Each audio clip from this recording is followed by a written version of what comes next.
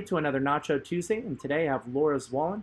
She is a CRO, Chief Revenue Officer at CoderPad, and today I'd like to hear from her on what her company does and introduce her product to the audience here today. Yeah, absolutely. Thanks for having me. CoderPad is a great company. I joined it because of literally what they do and the mission behind the company. So ultimately, what we do is we allow any type of company who is trying to bring technical talent on board to do so in a very, very efficient and unbiased way. So we kind of think of it as let the skills say it all.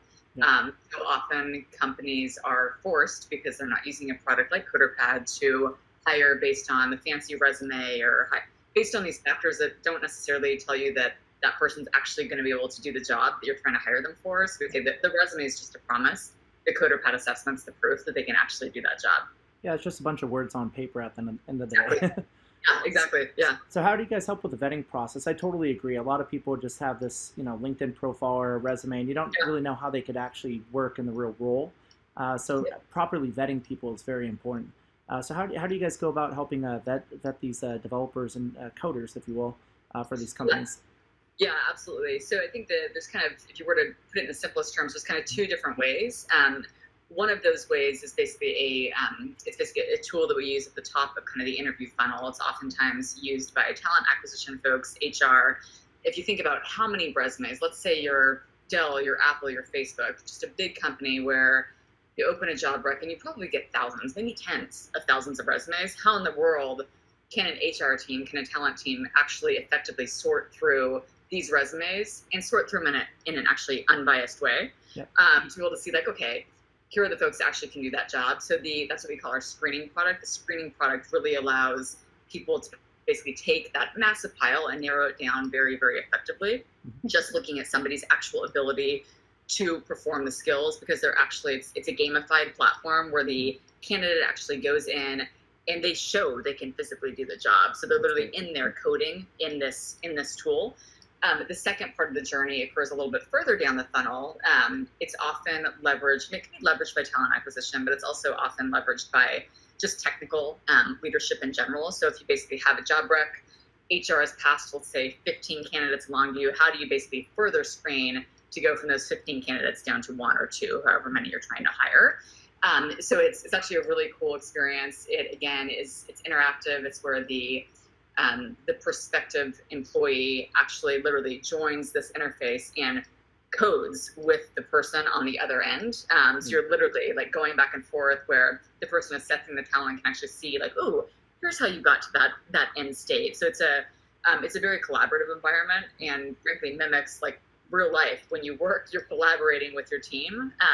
So it really, there's really no way to game, like, you either can do the coding or you can't really game it. And so it basically provides you with a real world application of, hey, this person can actually do this job. Like, we kind of joke, we wish that we had a CoderPad assessment for sales talent. Yep. It's very hard to hire effective sellers. They look great on paper. Yeah. And sometimes you get them in the job and it's like, oh. So this, having a tool where really you can see, like, yes, this person can actually do what we need them to do. Yeah. That's really, really powerful. It saves you a lot of time, a lot of money, and it keeps you from making a bad hire, which is egregiously expensive from an organization's perspective. Oh, definitely, and we'll get into that as well too. So this could prevent marketing people like myself trying to get a senior engineering job. Exactly. Yeah. Nice. I like it. So what got you into this role? I mean, tell us more about your career pathway and kind of what led you to today. Yeah, great question. It was interesting timing. So I actually I was at a company called Pantheon Platform before. Great experience. I joined them when it was they were about 37 million ARR, and we scaled rapidly. I was there for roughly 2.5 years. I met Amanda, who's our CEO, right before I was exiting Pantheon. At that point, I had another job offer on the table, and I was pretty set on it, to be honest. Again, then I met Amanda, and as many people know, once you meet Amanda, to know her is to love her.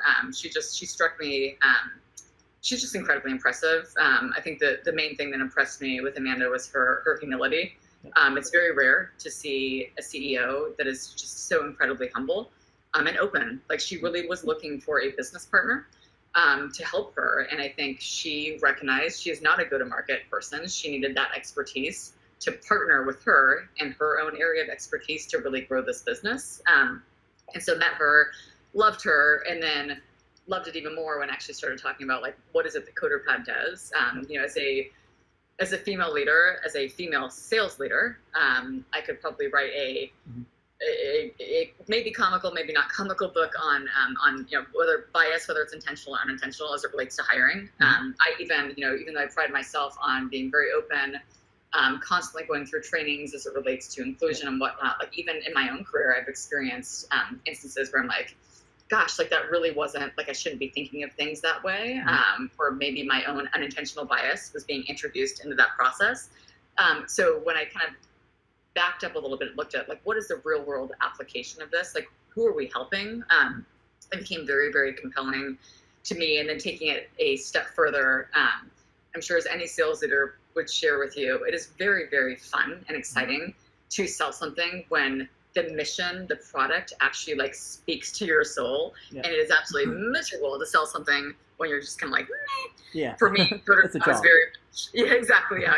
CoderPad was very much on the former side of that for me. It was basically something that really resonated to me, again, as a female sales leader, but also as a mother.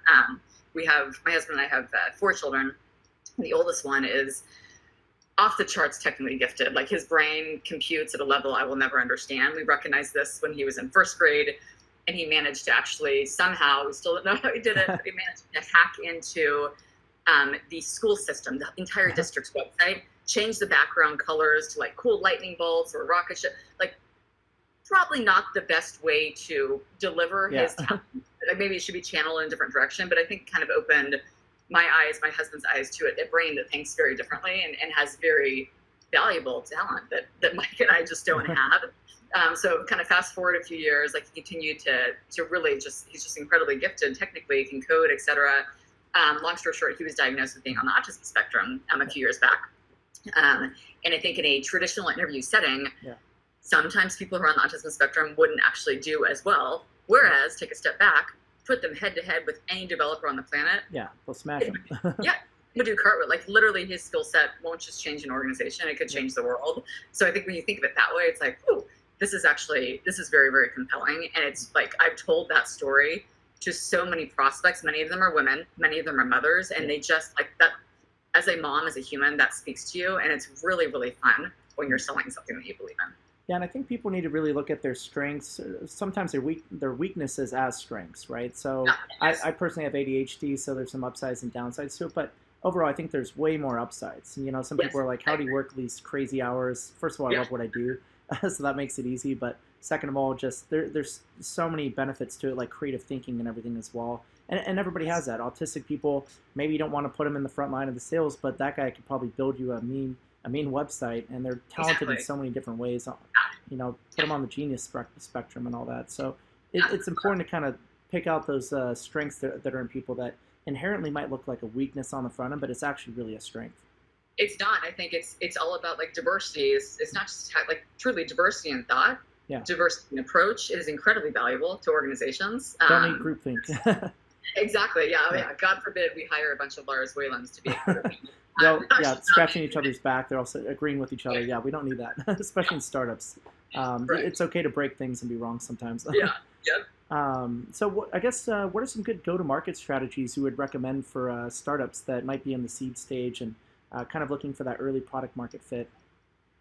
Yeah, absolutely. So I think, organizations, as they kind of scale, they go through this really, it's funky, it's bumpy, it's sometimes painful process where you're moving from really more organic growth, right? And then you really shift into proactive growth. And organic growth is lots of times, it's literally, it happens due to hustle, like founder connections, kind of the root elements. And suddenly you get to this point where those things that worked in your organic phase, they don't work anymore, right? They're still working, but you're not scaling. You're just staying flat. It's like, shoot. And that's kind of called, there's a great book. It's called Predictable Revenue. Ran out of family and friends. So you kind of you hit hot coals, right? Where it's kind of like, we're not really accelerating. And that's when you really are shifting into proactive growth. I think one of the things that's been so interesting for me to observe is just the kind of the tried and true tactics that I've seen work now in, at this point, 5 different organizations.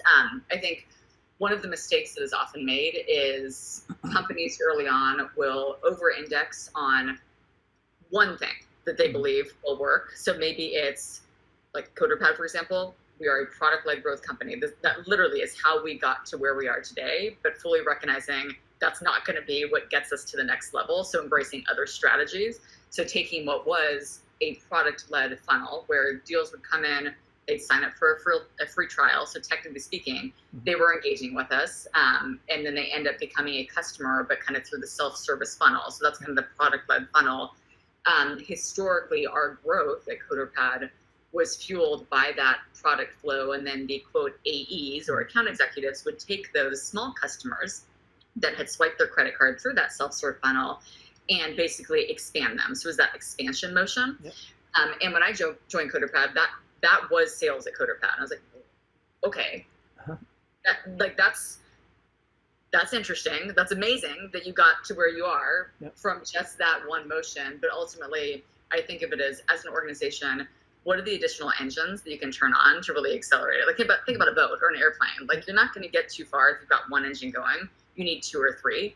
So I think it's really about testing various things to actually see what sticks in that specific business. So another example at CoderPad, when I joined, there was a very deep-rooted belief that like, ooh, outbound, it doesn't work. Cold calling doesn't work. Yep. It does.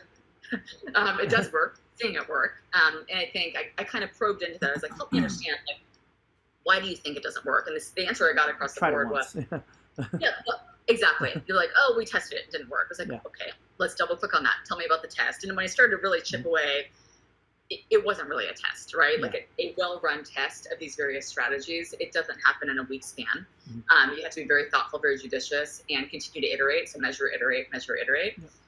So I think everything from really getting these various cylinders going around, here's your outbound strategy. How are you really making sure that you actually have the leads coming in to support an account executive team? It could literally be one seller, but ultimately, is that one seller going to be responsible for building their entire, like 100% of the closed won deals that they have? Or do we need leads coming in from marketing? Do we need leads coming in from a partnership channel, right? A partnership play. So there's all these different kind of, I would say, levers or engines that you can turn on.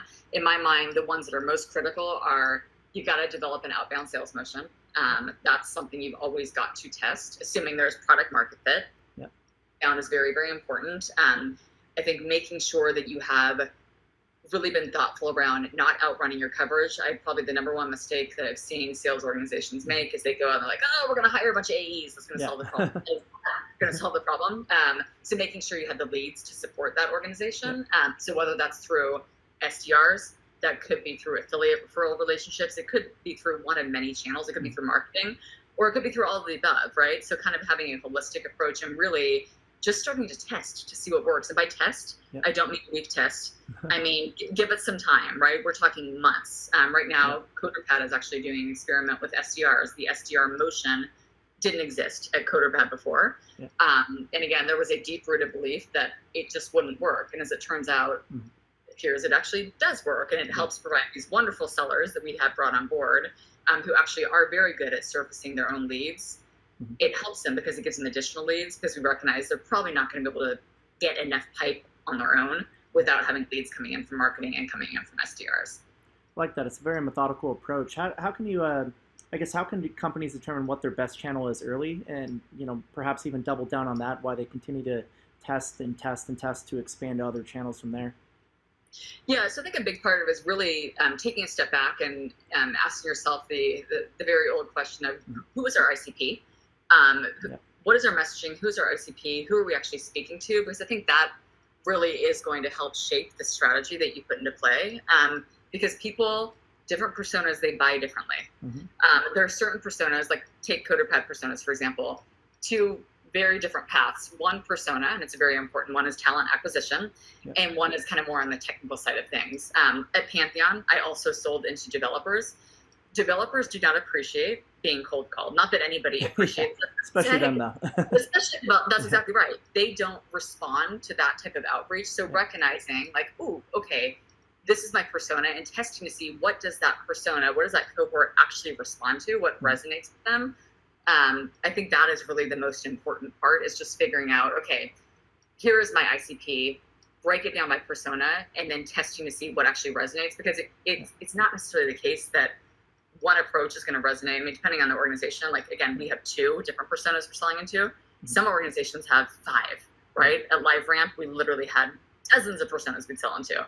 So we tend to be very methodical with identifying early on what works with each group, and then from there, building the sequences, building the cadences around that to basically effectively reach out to that subset. I'd imagine, do you guys have like a developer community engagement manager, somebody that kind of goes out to events and kind of builds relationships with these engineers at the startup events that they go to? Yeah, it's kind of interesting. We so speaking of new to CoderPad, events are a new thing for CoderPad. So we actually, since I joined, I actually was pretty bullish on at least testing events, because I've seen events actually for developers as well, and TA. I saw events at Pantheon work quite well. So events are very new. We just launched them this year. We don't necessarily have somebody like that, as you describe, in that specific role, but we definitely do have what I would describe as a community. So CoderPad, the entity, a couple of years back, they actually merged or acquired Code & Game. So Code & Game, very similar to CoderPad in the sense of kind of their growth story, their roots, what problems they were trying to solve, very complementary products. We merged those together. There is a community on the Code & Game side where literally it's just bundles of developers that go to Code & Game, the community, to continually basically up-level their skills. So it's gamified. We don't actually monetize that base. That literally is just a safe community where developers go to up-level, and it literally has a cult following. So that's kind of the historical context behind Code & Game, but that is something that that we want to preserve, because that's a really important part of our history. That's a good point, actually, that you bring up there. So building a community kind of helps sustain the business, and community is so important for any business, really. But it's a very underutilized marketing channel, actually, in a lot of ways. A lot of people just think they can just throw money at advertising, and then that's the way they're going to scale. And once again, a lot of them are bad at A/B testing, so they end up just burning through cash. I guess, what are some marketing trends, or I guess some channels that a lot of entrepreneurs don't think about that they should think about when trying to build a marketing base for their company? Yeah, honestly, I think one of the most commonly disregarded one, or oftentimes it doesn't come up until way later in the game, it is partnerships. I think people tend to think about partnerships in a pretty narrow fashion. The way that I think about partnerships, and I've seen this play out in multiple organizations, is especially as you're working to effectively scale a sales team, which takes time. You don't go out and hire 50 reps. That is not the right way to do it. No. You have to be very, very methodical. Brick by brick. Yeah, like that's not going to solve your problems. But ultimately, I think, kind of going down that path and just making sure that the way that you're kind of approaching everything, basically falls into line. Because think about partnerships. Partnerships can be resellers. Guess what? That's additional boots on the ground, selling on your behalf. That's huge when you have a very lean sales team. So it could be resellers. It could be a platform partnership. It could be a marketplace, right? Just NachoNacho. So there's a lot of different things where I think you basically are just, again, going back to the engine analogy, you're turning on additional engines that can, especially in a very lean team, which, let's be honest, all startups basically are very lean teams. You don't have the budget to go out and blow up a sales team and make it enormous. So that basically gives you the ability to either bring leads inbound to supplement your efforts on kind of the account executive side, or it literally gives you other additional bodies essentially in the field that are selling on your behalf.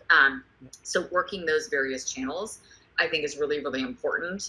It was interesting when I joined Pantheon, the channel was just getting set up. It really was a very new thing. By the time I exited, it was accounting for about 40% of our revenue. Wow. So it is material. LiveRamp, our reseller ecosystem, that company scaled like nobody's business. We literally were growing over 100% year over year. It absolutely exploded. A lot of it was partnerships. We laid the foundation early, where we had a very lean sales team. I was actually the second account executive at that company. So very, very lean, and it stayed very lean for a number of years. But we had a lot of, quote, salespeople in the field via resellers. Yeah, that's key. Yeah, partnerships are, very underutilized by a lot of companies, and a lot of people that do try them, they try to make it more of like a I win, you lose kind of setup, and it doesn't work that way. No, it's got to be win-win, right? And we've really tried to build that, with NachoNacho, like a win-win partnership. trying to promote all of our partners and all that for free, do all these kind of webinars. But we're creating great content here. This content gets out there to the world. More people see it. More people hear about both of our brands. It's a win-win for both of us. So and I think the more that you can set up, back to your win-win comment, I think one of the biggest challenges I've seen in organizations around partnerships is that when you're setting up these partnerships, sometimes you're doing it very quickly, maybe too quickly. So kind of the concept of slowing down to speed up. I think one of the things that for me is front of mind as I'm working with Gail, obviously Gail is setting up partnerships on the CoderPad side for us, is really making sure that we are not creating a situation with these wonderful sales reps that we just hired. Many of them I've worked with my career, they're top notch, we want to keep them. So basically not creating an environment where we actually are introducing channel conflict, where it's like, okay, either they go through a reseller or they go through an AE, but not both. That I have lived through that nightmare. That was my world at LiveRamp, and it was really, really hard because oftentimes if you looked at who did LiveRamp lose to, we lost to ourselves through a channel partner. That is, you have to be very careful how you set up those partnerships. So the way that we're approaching this setup, and I think this is really important for any organization that's looking to scale, if they have sales reps and they're exploring a partner play, it really is to make sure that everything is going the same direction. So if a lead were to come in from a platform partner, an AE can still be compensated.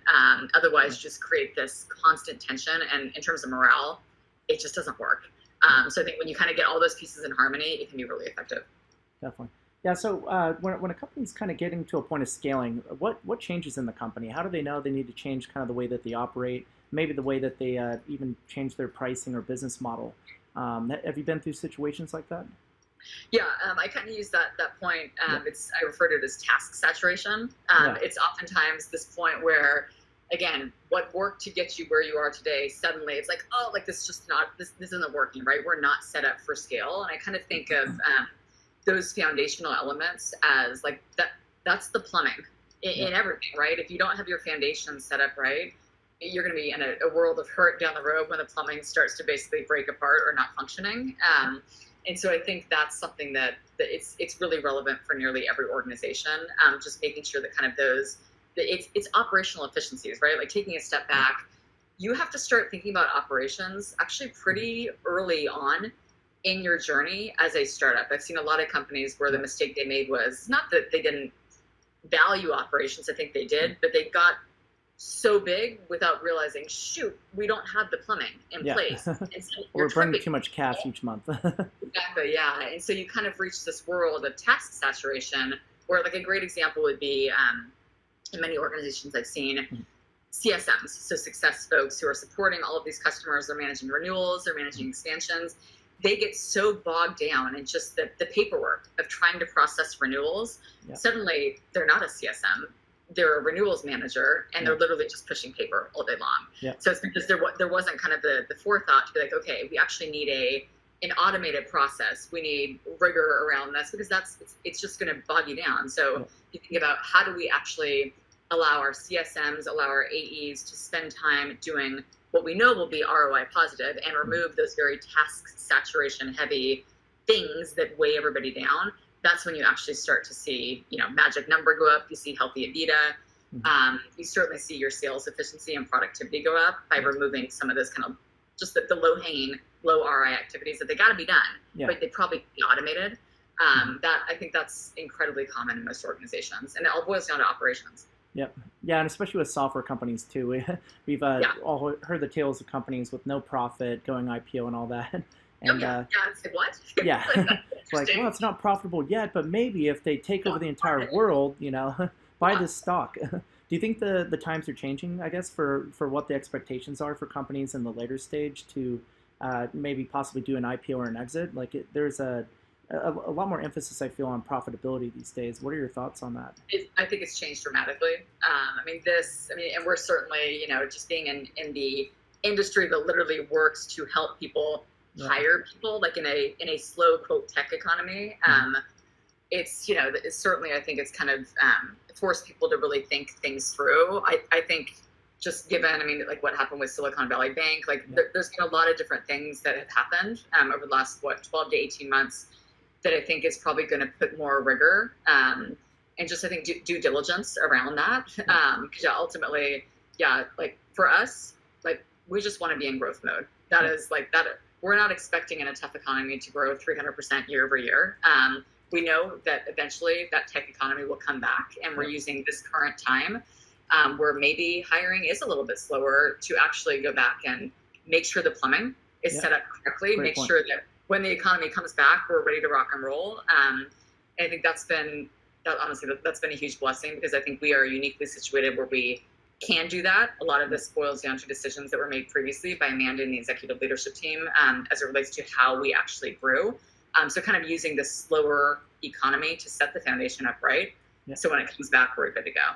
Yeah, that's a great point you make. A lot of companies actually use opportunities like this in a downturn to kind of fix their plumbing, as you say, to really set themselves up for growth, whereas other companies might lag behind. So, whenever there's a downturn or anything like that, it's an opportunity. There's an upside opportunity for the companies that manage it the right way. So it's great that you guys are approaching it that way. Yeah. Nice. I guess, what books could entrepreneurs read about scaling their sales? Or where did you learn all this great stuff from? Was it trial by fire, or did you have any good books or mentors along the way? Yeah. There's a lot of really good books out there. Not just sales books necessarily. In fact, there's a lot of really bad sales books too. A lot of repeat copy paste. That's where AI wrote it. There's some pretty bad ones. I think my approach, and I've been asked this many times. A lot of people say like, hey, like, what was the moment you knew you wanted to be a CRO? That moment is yet to occur in my career. It's not like I emerged from the womb knowing that I wanted to do this. It happened organically. It wasn't like, graduating from college, it's like, oh, I must do this. So it was I think it was a much more kind of like open journey. I think there's a lot of books that through the years have really resonated with me, not just as a sales leader, but most importantly, really as a human. And so even going back to like, there was one that I read years ago, and I have used it as kind of my guiding principle, even in terms of how I run my teams. It's actually written by a pastor. His name's Dr. Scott Warren. The name is basically escaping me right now, but it's a book called Purpose Driven Life. And it's all about basically like, hey, Laura, this world, it's not about you. It's basically, how do we, as leaders, how do we become a servant leader? And really, it's about them. It's about my team.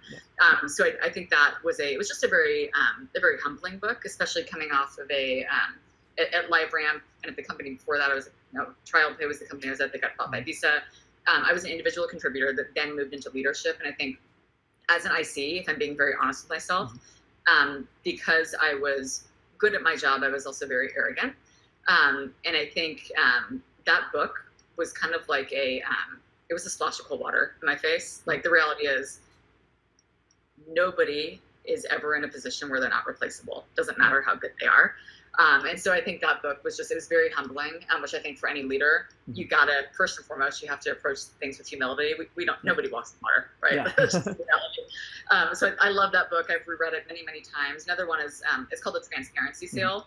I think, for me, I very much approach sales. I very much approach relationships as it's a transparent partnership. It's not, and so often in sales, the seller, whether it's an AE, SVP of sales, whoever it is, they don't have equal business stature. So there's this concept of chasing down, like we're constantly chasing, which is why we have our reputation of being kind of annoying. It's like, oh, it's a sales.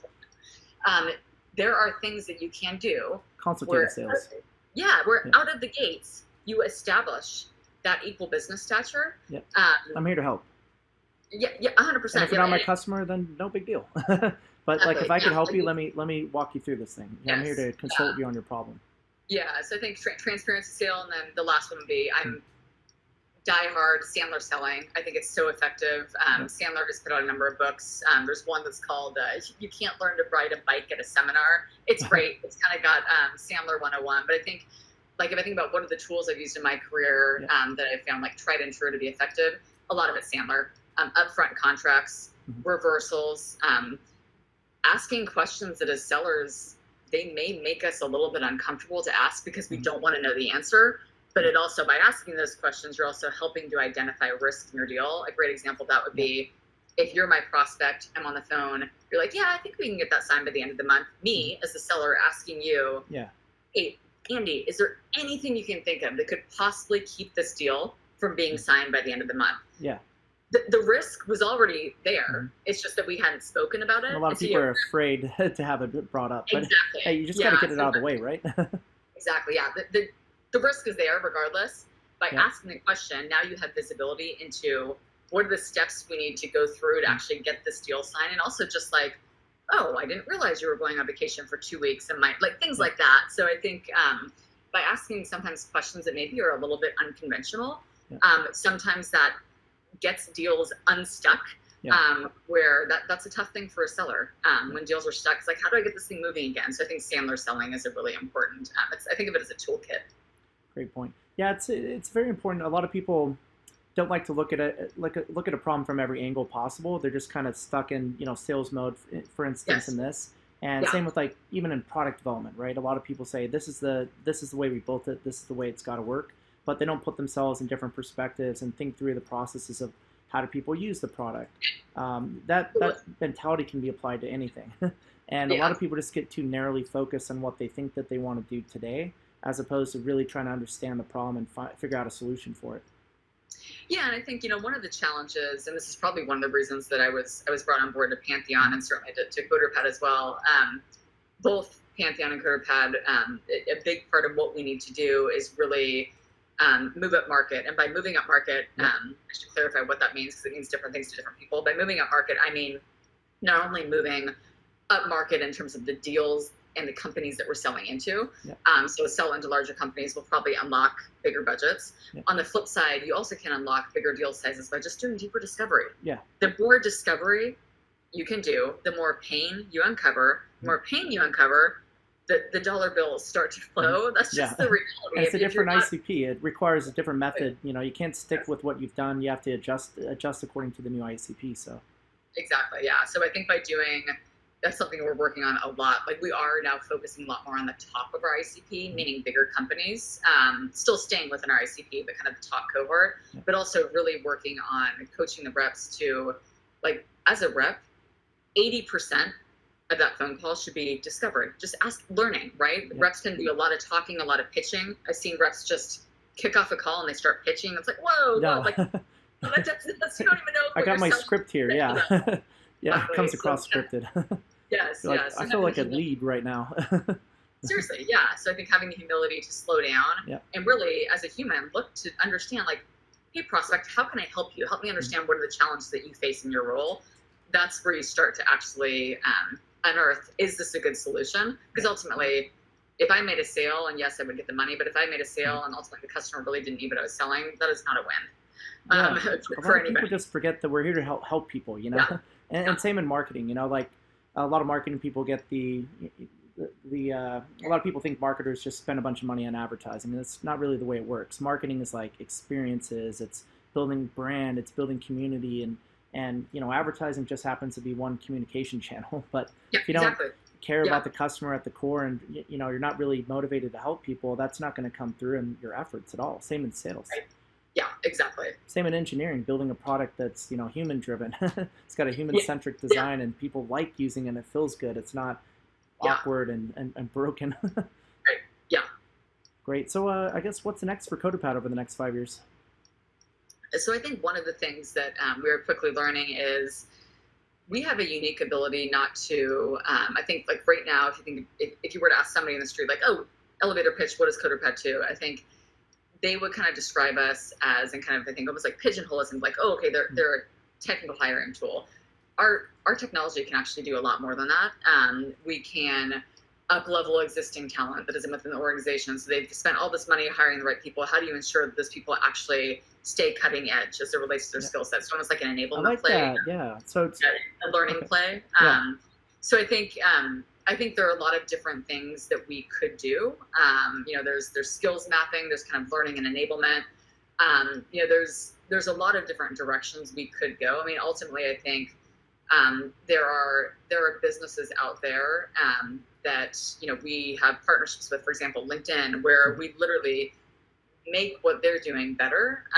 So I think in terms of the journey, we kind of continue to iterate on, like, still staying in the world of like, okay, yes, we can really effectively, help folks see, like, okay, how is this person the right fit for the job, but also really broadening that a little bit. So we're not just kind of the folks that are, oh yeah, you're a technical hiring tool. It's actually more than that. Continued education is key. Exactly, yeah. And so I think what that will do is that will provide protection and stickiness for the product.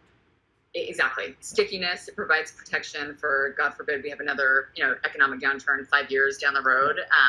I think the more we can kind of continue to stay in our space, but also diversify and get out of just kind of that hiring mindset, I think that's going to be really good for the business. And ultimately, the technology that we have, its application is pretty broad. It doesn't have to be so narrowly defined. I like it. I like where you guys are going. Yeah, and you get to learn more about your community actually, and help them, find better job placements, and ultimately, have a better track record with these people as they might look for the next opportunity, maybe a couple years down the line. Yeah, absolutely. And I think one of the things that's so fun to see is we do oftentimes see, that literally until, well, not until I joined, but shortly before I joined, as I said, the growth of CoderPad was literally, it was product led. It was definitely not sales led. So I think when you look at just the viral nature of the product, that's pretty compelling. People who use it, whether it's you are somebody who's being interviewed and use it, you eventually get that job. Maybe you move up and you're like, oh, I now need to hire 5. I'm going to use CoderPad because I agree. So it's a very, very viral, very, very sticky type of a product. If you look at some of the biggest companies we work with, we didn't sell into them. They came to us. So using that amazing workflow, overlaying an outbound motion, a partnership motion, an SDR, overlaying all these different things to really get all the engines firing at once. I think that's really what the next few years are going to look like for us. Because sales, it's very new at CoderPad. It was hilarious when I first joined. I have a buddy who actually joined Code Signal, and he's like, "Oh, I heard that CoderPad they don't even have a sales team." I was like, just wait. But that was kind of our reputation in the space. We were very much kind of stayed in our swim lane. We worked in a relatively narrow ICP of basically companies that had employees, 500 folks up to 5,000. That was kind of our swim lane. Whereas competition, they were more enterprise, so companies above 5,000 employees, almost like unspoken guardrails. It was kind of interesting. And historically, we only went after technical talent. We didn't really approach TA. And my question when I joined was, why not? That's a great persona for us. So really thinking through your persona, I think, is an important element as well. It doesn't have to be so narrowly defined. Awesome. Well, I really appreciate you coming on today, and I certainly learned a lot, and I think all of our audience did as well too. And it sounds like you guys have a couple years of exciting growth ahead for your company, and they got the right place there. Dynamic duo, if you will, running that company. Once again, we totally appreciate the partnership with you guys, and we look forward to growing together over the next few years with that partner-led growth motion.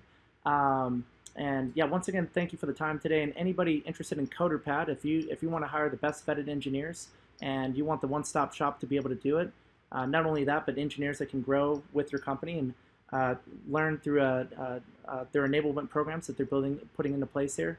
Feel free to check out CoderPad and the NachoNacho B2B SaaS marketplace. It is the best way to buy SaaS, or go directly to their website. Is it CoderPad.com, I'm guessing, or? The actual website, let me make sure I'm not Or is it .io, one of the fancy ones? I was gonna say, I'm pretty sure it's IO, but then that is, IO. IO, okay, got it. Yeah, it's in the back of my head, and did remember that one too. So CoderPad.io, everybody, please check it out today. And Laura, once again, thank you so much for coming on, and I appreciate your time. Absolutely. Thanks, Andy. Cool.